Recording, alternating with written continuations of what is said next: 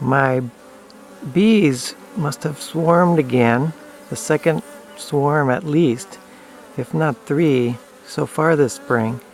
Here's a close-up. They've settled on a fence post among my kiwi. And if you look close, you can see them communicating with each other. You see the butt wiggle there? That's them communicating, telling the other bees where either nectar or pollen or their new home is going to be.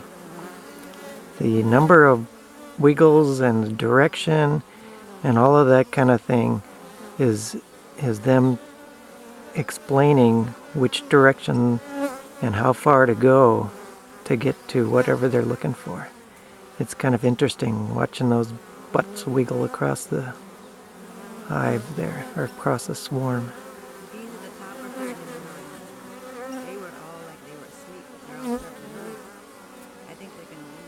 There's a lot of bees singing different stories here.